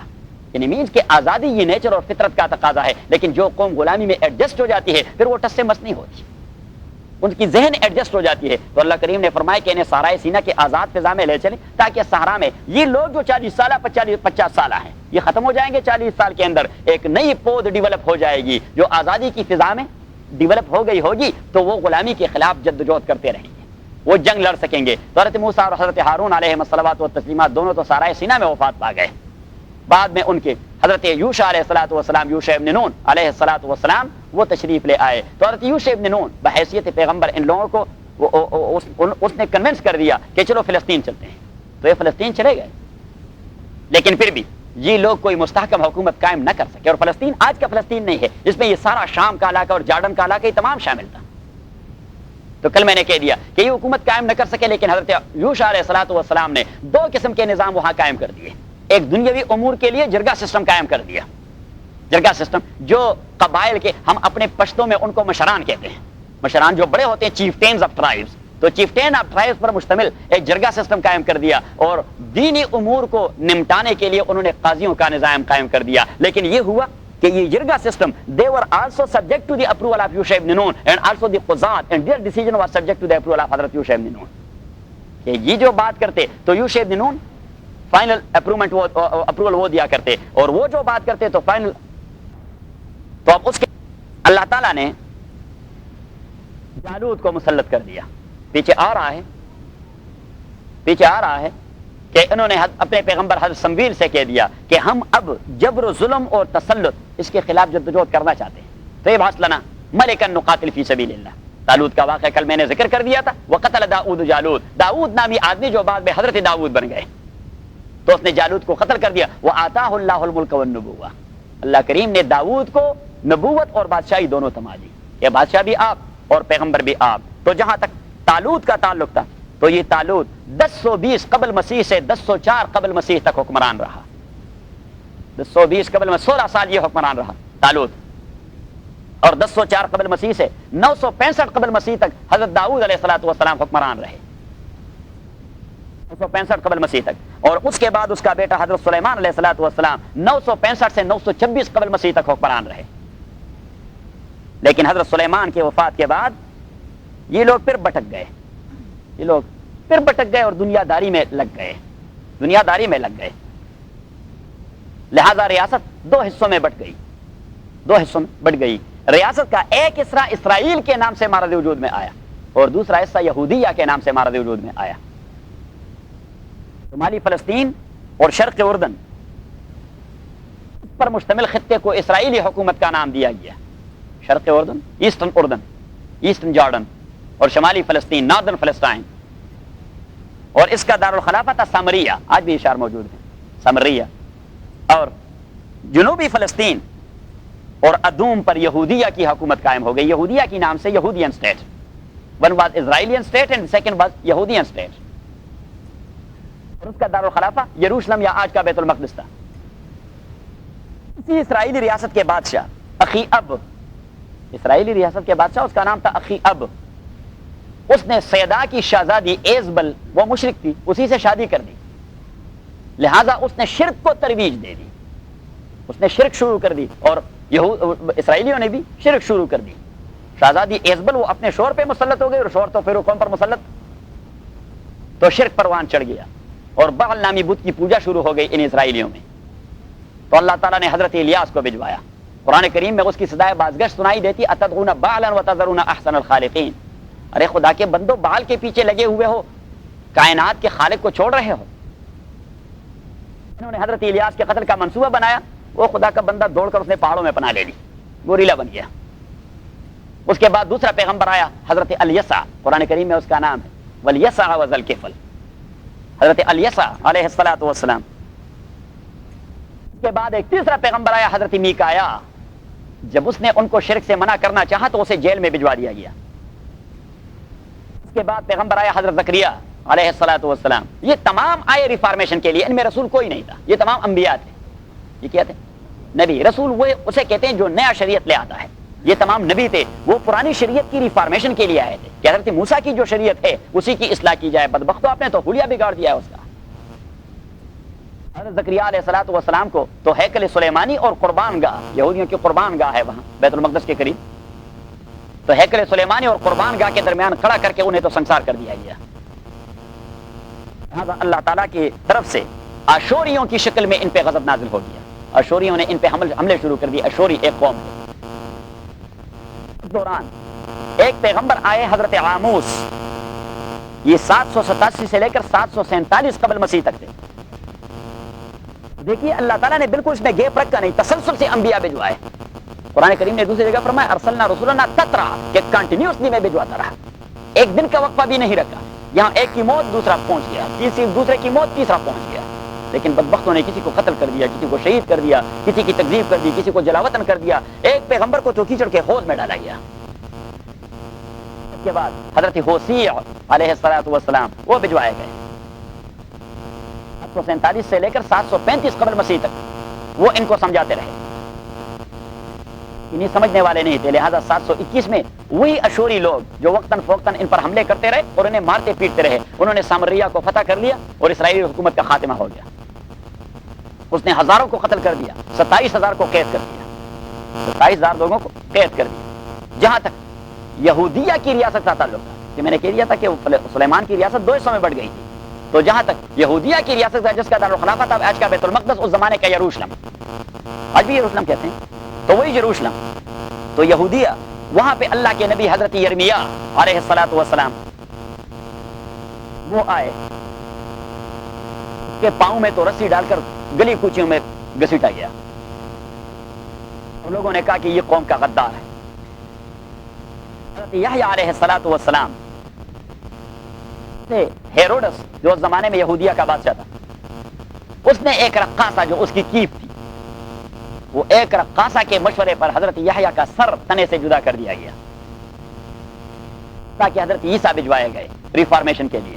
اس زمانے میں وہاں کا حکمران تھا کہ ان کی پھر اپنی حکومت ختم ہو گئی تھی یہودیہ کی, تو وہاں رومیوں کا تسلط تھا, تو انہوں نے اپنا گورنر مقرر کر دیا تھا پیلاطوس. اسی سے پروانہ قتل حاصل کر دیا گیا حضرت عیسیٰ کے لیے کہ یہ قومی غدار ہے اور غلط نظریات کا پرچار کر رہا ہے, فنڈامنٹلسٹ, دہشت گرد, یہ غلط نظریات کا پرچار کر رہا ہے. اسے جیل میں ڈال دیا گیا. اس کا طریقہ یہ تھا پیلاطوس کو کہ عید کے دن تمام وہ لوگ جن کے لیے ایگزیکیوشن کا حکم دیا گیا تھا, ان تمام لوگوں کو لایا جاتا, 2-2 کو آگے لایا جاتا, تو لوگوں سے پوچھتا کس کو قتل کر دوں کس کو چھوڑ. اس کا طریقہ تھا. حضرت عیسیٰ کے ساتھ جو آدمی آیا اس کا نام تھا برابا, اور وہ رابر تھا, ڈاکو تھا, برابا. ان لوگوں سے پیلاطوس نے کہہ دیا کہ ان 2 میں کس کو قتل کر دوں, تو تمام نے کہہ دیا کہ عیسیٰ کو قتل کر دے, برابا کو چھوڑ دیں. 518 قبل مسیح میں قبل کے بادشاہ بخت نصر نے پورا فلسطین فتح کر دیا, اور اس نے اس تمام آبادیوں کی اینٹ سے اینٹ بجا دی, حتیٰ کہ بیت المقدس کو بھی ڈال دیا. یا بنی اسرائیل اذکروا نعمتی التی انعمت علیکم واوفوا بعہدی اوف بعہدکم وایای فارہبون.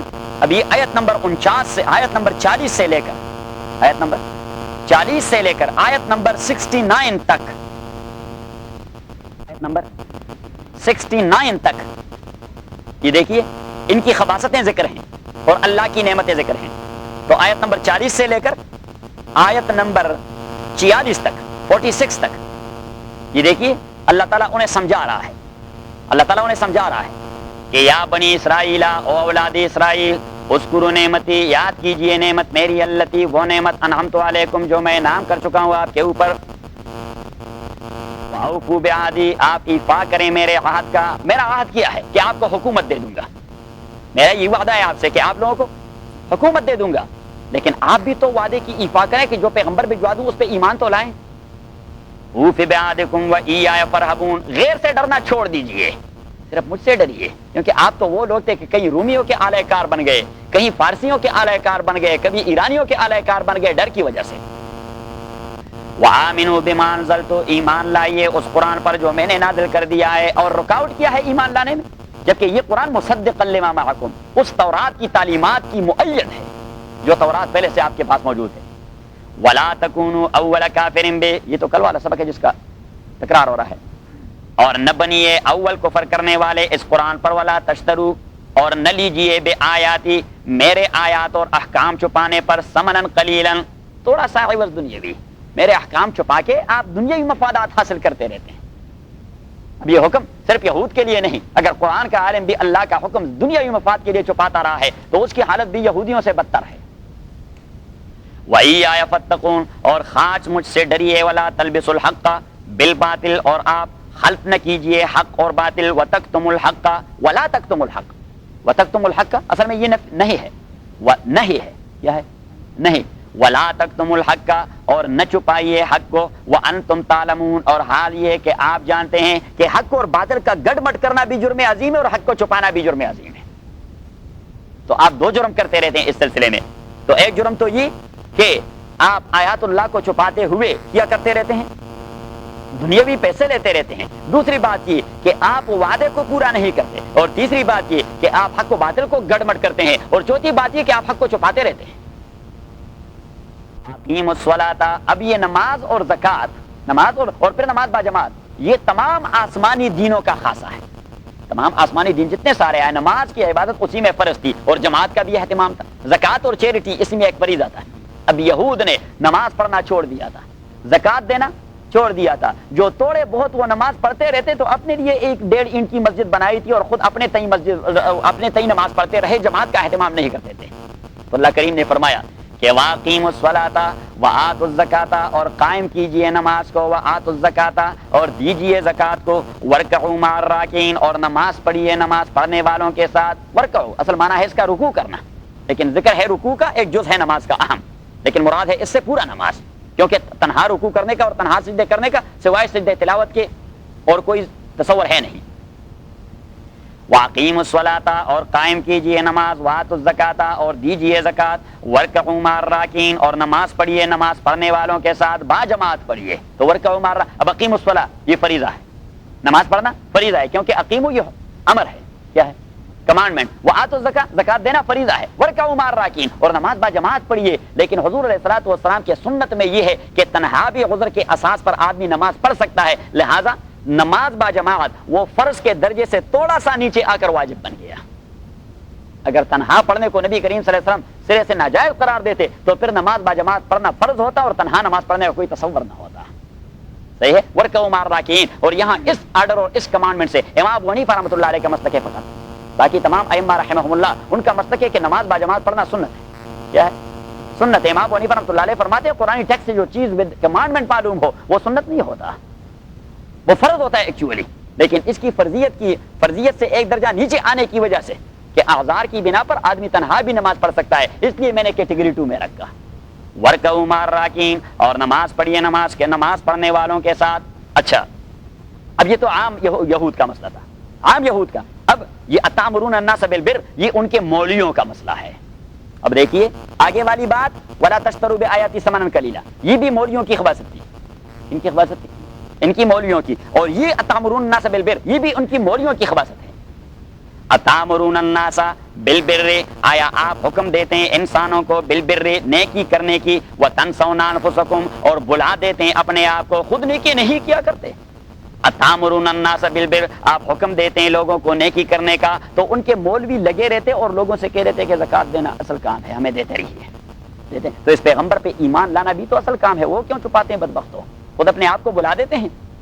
جو چیز آپ کے گلے میں پڑ رہی ہے، اسی تورات کا وہ بھی حکم ہے کہ محمد پہ ایمان لائے صلی اللہ علیہ وسلم، تو وہ کیوں نہیں لاتے؟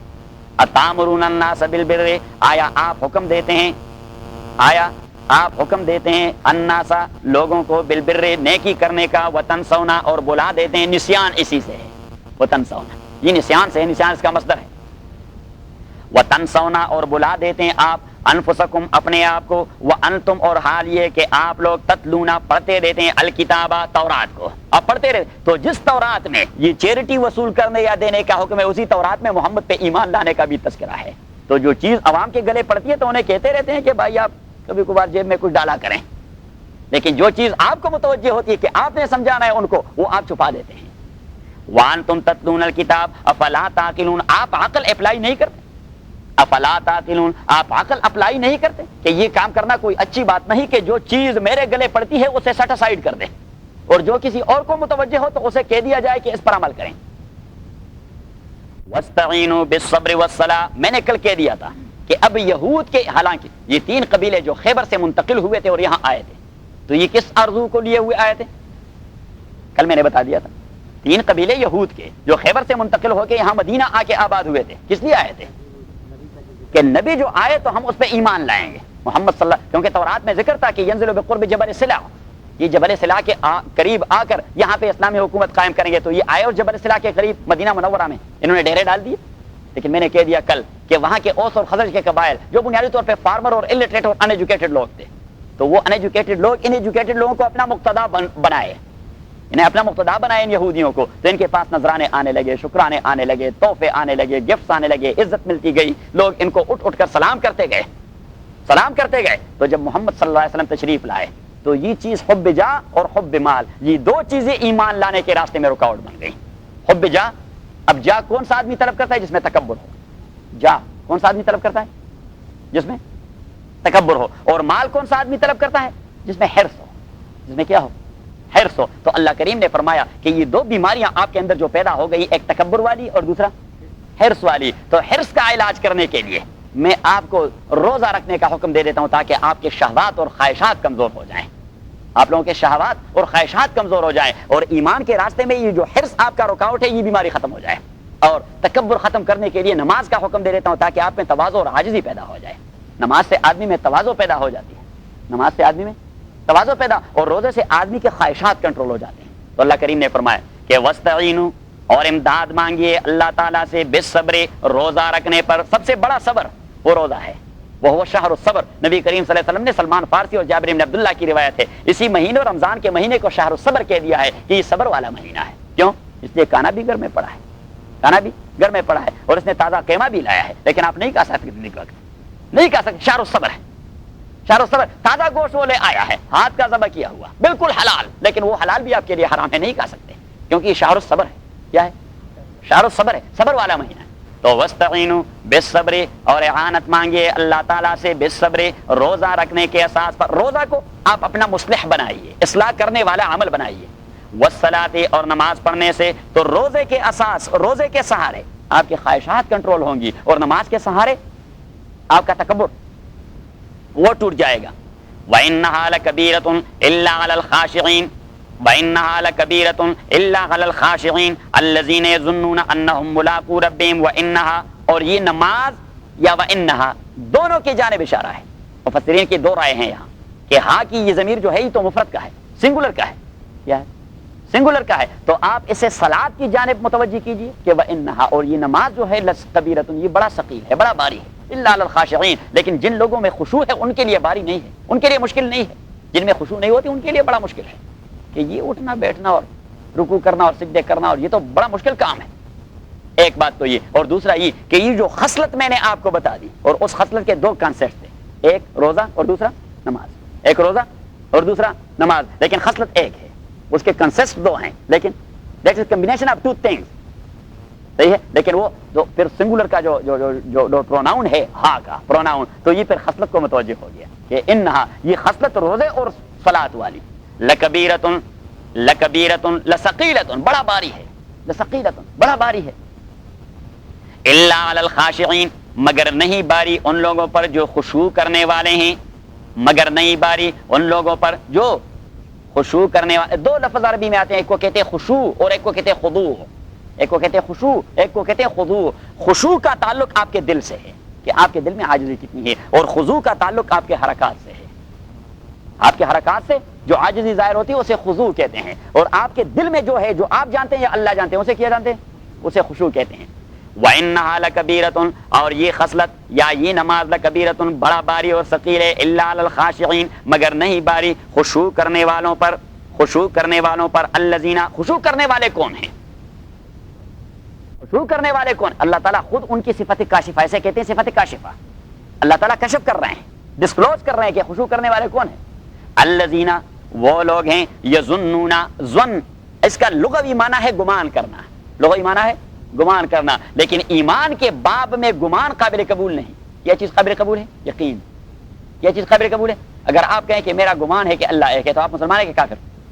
کافر۔ اور اگر آپ یہ کہیں کہ میرا گمان یہ کہ محمد رسول اللہ صلی اللہ علیہ وسلم برحق پیغمبر تھے تو آپ مسلمان ہوں کہ کافر؟ کافر، کیونکہ ایمان میں یقین اساس ہے، یقین بنیاد ہے۔ تو الذین، وہ لوگ، یظنون، ظن کا استعمال لغت عربی میں کبھی یقین کے معنی بھی ہوتا ہے، یہاں پہ یقین کے معنی میں مستعمل ہے۔ الذین، وہ لوگ، یظنون جو یقین کرتے ہیں، انہم ملاقو ربہم کہ یہ لوگ ملاقو ربہم ملاقات سے ہے، ملاقات سے، ملاقو ملنے والے ہیں، ربہم اپنے پروردگار سے۔ الذین، خاشعین کون ہیں؟ خشوع کرنے والے کون ہیں؟ دل کی عاجزی کب آئے گی؟ جب آپ کا یقین تو بنے گا کہ میں نے اللہ کے پاس جانا ہے۔ جب تک آپ کی یہ یقین نہیں بنے گی تبھی تک خشوع آئے گا نہیں۔ صحیح ہے؟ ہاں صحیح ہے، تیر بہدف ہے۔ الذین، وہ لوگ، یظنون جن کا یقین یہ ہے، جو یقین کرتے ہیں، انہم کی یہ لوگ ملاقو ملنے والے، ربہم اپنے پروردگار سے، وانہم اور تحقیق یہی لوگ، الیہ ان کا یقین دوسرا یہ ہے، انہم کہ یہی لوگ، الیہ وہ اس اللہ تعالیٰ کی جانب، راجعون رجوع کرنے والے ہیں، وانہم اور یہی لوگ، الیہ اسی اللہ تعالیٰ کی طرف، راجعون رجوع کرنے والے ہیں۔ اب یہ تو ہو گئی ان کی خباثتیں، یہ تو ہو گئی ان کی، اور ساتھ ساتھ اللہ تعالیٰ نے علاج بھی بتا دیا اور منع بھی کر دیا۔ ان کی خباثت کیا تھی، ان کی خباثت کیا تھی کہ یہ لوگ تھے احسان فراموش، یہ لوگ تھے، اللہ تعالیٰ نے فرمایا کہ میری نعمتوں کو یاد کیجیے، یہ لوگ تھے those who used to break the promises، اللہ کریم نے فرمایا وَأَوْفُوا بِعَهْدِي، وعدے کو پورا کریں۔ یہ لوگ وہ تھے جو قرآن کریم سے انکار کر رہے تھے، اللہ کریم نے فرمایا ایمان لائی، یہ تو تورات کا مؤید ہے۔ اور یہ لوگ وہ تھے، ان کے مولوی جو تورات کے واضح احکام کو چھپاتے تھے، اللہ کریم نے فرمایا یہ کام نہ کیجیے، مجھ سے ڈریے۔ اچھا، اور یہ لوگ یہ تھے، وہ تھے جو حق و باطل کو گڑبڑ کرتے تھے، اللہ کریم نے فرمایا ولا تلبسوا الحق، اور یہ لوگ وہ تھے جو چھپا رہے تھے حق کی بات کو، اللہ کریم نے فرمایا آپ جانتے بھی ہیں کہ یہ جرم ہے تو کیوں چھپاتے ہیں۔ اور یہ لوگ وہ تھے جو نماز یا تو پڑھتے نہیں تھے یا ویسے روٹین اور ریچول بنا دیا تھا اسے، اللہ کریم نے فرمایا نہیں، نماز بھی پڑھیے، زکوٰۃ بھی دیجیے اور باجماعت پڑھیے۔ اچھا، اور پھر مولویوں کی خباثت، ان کی مولویوں کی خباثت کہ ان کو تو آپ تورات کے اس حکم کا ذکر کرتے ہیں جس سے آپ کو فائدہ پہنچتا ہو، لیکن اپنے تئیں اس حکم کو فالو نہیں کرتے جو آپ کے ذمہ ہے کہ محمد پہ ایمان لانا ہے صلی اللہ علیہ وسلم، یا تورات کے اصل احکام وہ ان کو سکھانے اور بتلانے ہیں، تو وہ آپ چھپا دیتے ہیں کیونکہ پھر آپ کی دکانداری رک جاتی ہے۔ صحیح۔ اچھا، اب انہوں نے کہا کہ ذہن کو کیسے تبدیل کرا دیں، ایڈجسٹمنٹ ہو گئی ہماری حب جا اور حب مال کے ساتھ، تو اللہ کریم نے فرمایا وہ بھی میں بتا دیتا ہوں، واستعینوا بالصبر والصلاۃ، واستعینوا نماز اور روزہ رکھیے، لیکن یہ نماز اور روزہ رکھنا، یہ خصلت، یہ بڑا بھاری کام ہے خاشعین کے لیے نہیں جو اللہ سے ڈرتے ہیں، الذین یظنون انہم ملاقو ربہم وانہم الیہ راجعون۔ تو اگلے والے جو آیات ہیں اسی کا خلاصہ صرف آپ لیجیے کہ یا بنی اسرائیل اذکروا نعمتی التی انعمت علیکم، یہ آیت نمبر ہے 47 اور 48، تو یہ دو آیتیں یہ تو پڑھ لیجئے کہ یا بنی اسرائیل یا بنی اسرائیل او یعقوب کے بچوں، اذکروا نعمتی یاد کیجئے نعمت میری، التی وہ نعمت، انعمت جو انعام کیا ہے میں نے، علیکم آپ لوگوں کے اوپر، آپ لوگوں کے اوپر۔ اور اب وہاں تو حکم دیا کہ وَأَوْفُوا بِعَهْدِي وَأُوفِ بِعَهْدِكُمْ، یہاں پہ ایک دوسرا نعمت انہیں ذکر کر دیا، وَأَنِّي فضلتکم علی العالمین، اور آپ کو پتا ہے میں نے فضیلت دی تھی، برتری دی تھی آپ لوگوں کو تمام عالم پر، میں نے آرامیوں کو وہ مقام نہیں دیا، کنانی اور مدیانیوں کو وہ مقام نہیں دیا، میں نے فینقی اور فلسطینیوں کو وہ مقام نہیں دیا جو اس زمانے میں آپ کو دے دیا تھا۔ آپ کے لیے میں نے فرعون کا بیڑا غرق کروایا، آپ کے لیے میں نے مصر کو ان سے چڑھوایا۔ وانی فضلتکم علی العالمین، اور میں نے فضیلت دی تھی آپ لوگوں کو علی العالمین، اس زمانے کے تمام مخلوقات پر، یہ نہیں کہ تمام up to day of resurrection نہیں کہ آپ چوزن پیپل ہیں، وانی اور میں نے فضلتکم، یہ پاسٹ ٹینس ہے، کیا ہے، اور میں نے فضیلت دی تھی آپ لوگوں کو علی العالمین، اس زمانے کے تمام لوگوں پر، واتقوا یومن، تو ڈریے اس دن سے، واتقوا ڈریے آپ یومن اس بڑے دن سے، لا تجزی نفس عن نفس شیئا، لا تجزی کے دفع نہ کر سکے گا، لا تجزی دفع نہ کر سکے گا لا تجزی کہ دفع نہ کر سکے گا نفس ایک نفس عن نفس ایک دوسرے نفس سے شیئن کوئی عذاب، کوئی چھوٹا سا عذاب بھی اس سے دفع نہیں کر سکے گا، کوئی باپ بیٹے سے اور بیٹا باپ سے، کوئی ماں بیٹی سے اور کوئی بیٹی ماں سے، کوئی خاون اپنی بیوی سے اور کوئی بیوی اپنے خاون سے۔ واتقوا یوما اور ڈریے اس بڑے دن سے لا تجزی کہ دفع نہ کر سکے گا، ہاں دفع نہ کر سکے گا نفس ایک نفس عن نفس دوسرے نفس سے شیئن چھوٹا سا عذاب، شیئن کا مصداق چھوٹا سا عذاب، ولا يقبل منها اور قبول نہ ہوگا اور قبولیت نہیں دی جائے گی منہا اس نفس سے شفاعت کسی قسم کی سفارش، وہاں پہ اس قسم کی سفارش کا کوئی تصور نہیں۔ تین چیزیں ہیں جو مجرم کو نجات دلاتی ہے دنیا میں، تین چیزیں ہیں جو مجرم کو سزا سے بچاتی ہے، یا سفارش یا رشوت اور یا گینگ، تین ہی چیزیں ہیں۔ گینگ غنڈوں کا ایک گینگ ہوتا ہے، وہ کبھی جیل کی دیوار توڑ کے اپنے ساتھی کو نکال لاتے ہیں، صحیح؟ تو اللہ کریم نے تینوں کو ختم کر دیا، کک آؤٹ کر دیا کہ ولا يقبل منها اور قبول نہیں کیا جائے گا منہا اس نفس سے شفاعت کسی قسم کی سفارش، ولا يؤخذ منها اور نہیں لیا جائے گا منہا اس نفس سے عدل کوئی رشوت، عدل کوئی رشوت ولا يؤخذ منها اور نہیں لیا جائے گا منہا اس نفس سے عدل کوئی رشوت، ولا هم ينصرون اور نہیں مجرمین ان کی کوئی امداد کی جائے گی غنڈوں کی طرف سے، ان کا کوئی گینگ نہیں ہوگا وہاں۔ تو تین چیزوں کو تو ڈراپ کر دیا، تو برا آپ نے صبر کرنا ہے، وہاں اللہ کی پنشمنٹ پر اللہ تعالیٰ نجات دلائے۔ الحمدللہ رب العالمین والصلاة والسلام علی رسول محمد وآلہ وصحبہ اجمعین۔ اللهم ذکرنا من القرآن ما نسینا وعلمنا منه ما جهلنا واذكرنا تلاوته آناء الليل وآناء النهار وصلی اللہ تعالی علی خیر خلقہ محمد۔